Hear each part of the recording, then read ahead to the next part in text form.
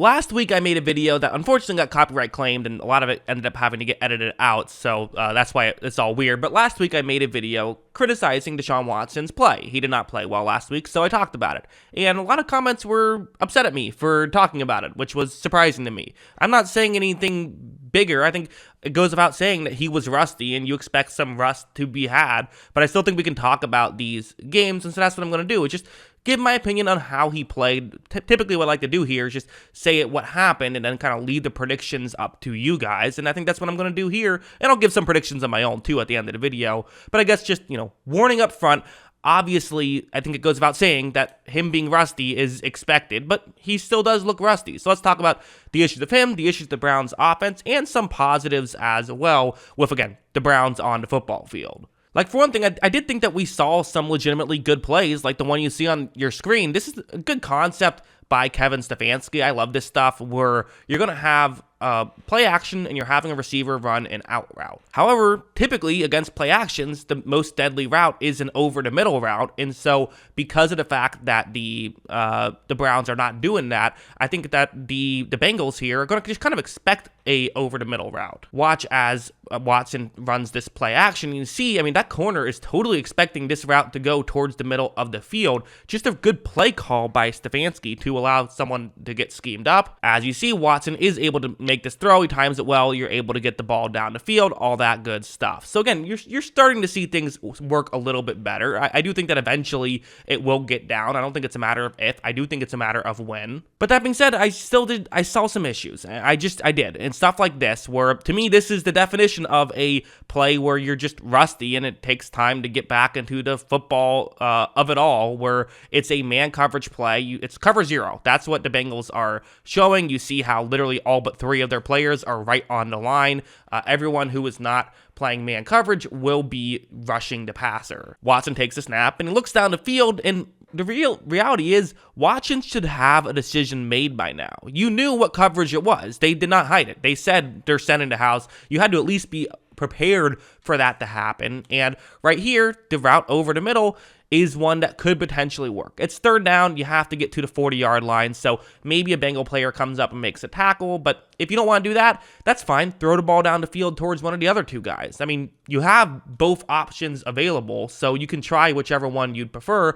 I think I would try the throwing underneath route. In fact, it looks like this play concept is even designed for that to happen. I think that's what he's supposed to do. So to me, this is a no-brainer. You just throw it right over the middle, and, that's the end of the play for you. Instead, Watson holds on to it for too long and eventually, gets hit there, nearly got sacked, throws the ball away. And this is an issue that we saw with him with the Texans as well, is he is someone who will hold the ball on for too long, and oftentimes he made up for it with those bad plays by, having good plays over, that he was able to do. But so far through two games, those good plays just haven't quite been there, which make these bad plays just look a little bit tougher. But again, I think he will figure it out eventually. As for the interception was really just a great play by Jesse Bates, I would say. It's a zone coverage play. You have a receiver running a deep route and then a receiver going over the middle. The idea is that the safety can only cover one of these guys, so you throw to the other one. That's typically how this works. So Watson takes the snap, and you're going to see a couple of things develop. So first,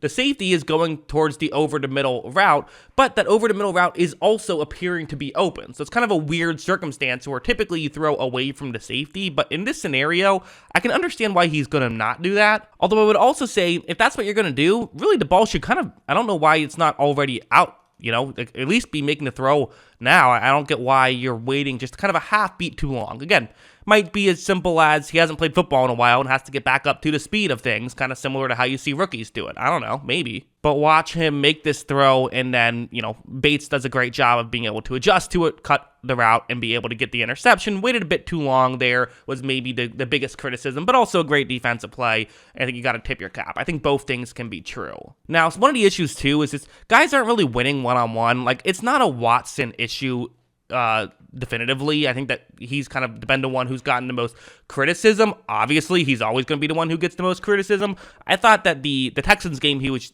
god-awful. He was really bad. This game, he wasn't good, but also there were other issues at play. I thought something like this, where just a one-on-one matchup, you need guys to win your one-on-one matchups, right? That's always going to be a big part of how you're going to be able to win football games. I often talk about how a lot of times games are won on the outside. Well, here's an opportunity for someone to win on the outside. You have Amari Cooper, who is your best receiver, and he's had a good year too. I mean, that's been a great trade for the Browns. But anyways, watch what happens. Watson takes the snap, and you're going to see that on this specific play, he's not really open, but again, it's Amari Cooper one-on-one towards the end zone. Take this shot. I don't hate this decision, but as you see, it is going to be knocked away. They were not able to get anything going there. So you could maybe have some nitpicks as to where the ball placement was, but I think no matter where that ball was placed, that was not going to be complete. So definitely, it is fair and reasonable to say that there were some other issues at play. It wasn't just Watson missing throws, although that was also a part of it. But, let's be honest, Watson's always kind of had some issues. Watson's always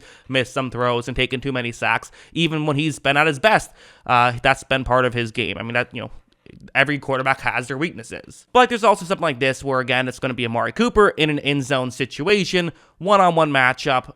Watch what happens. Look, Deshaun Watson takes the snap. He is going to look over towards his left. You see Amari Cooper is, he has maybe a small window where he can make this throw. Watson makes this throw. It appears to be a catchable ball that Amari Cooper couldn't quite hang on to. So you expect these things to turn around, and you expect that the Browns offense will eventually get better. I think that I still stand by from a football perspective. The Deshaun Watson move is still going to work out for the Browns. It just, as of right now, has not. But again, you expect it to work out later on. As a whole, it's weird, right? I still am uncomfortable talking about Deshaun Watson on the football field. I don't know. I've kind of always been a believer in, I think that I'm not mad at anyone for feeling how they feel. I'm not mad at the people that say they're never watching Browns football again, or even football in general because of the situation. If it bothers you, I understand it. I get that. I also understand people saying like, hey, I love the Browns. I'm still going to love the Browns.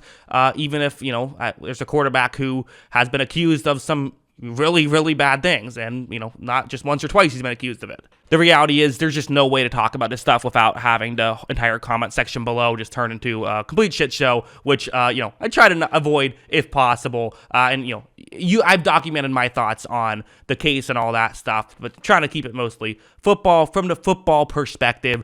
I do think that, again, it's not working out now. I think that's fine to say. I think it's going to work out eventually. I don't see a scenario where Deshaun Watson forgot how to play football and will never get it back. But it's also like, it's fair to say he's not playing well, right? We can criticize him and say, hey, I think that Browns fans that were, rooting for the Browns and rooting for Watson to succeed because on the football field, they're sitting here saying, while I understand that this has not gone, that there's, issues at play, he hasn't played football in over a year, so there is going to be that extra thing. At the end of the day, like, if I'm a Browns fan, I'm saying it would be nice if you were playing better football, though. Like, that would be preferred. So, I don't know. That's how I view it. What do you guys think? Let me know in the comments below. Always love hearing from you. And, of course, as always, thanks for watching.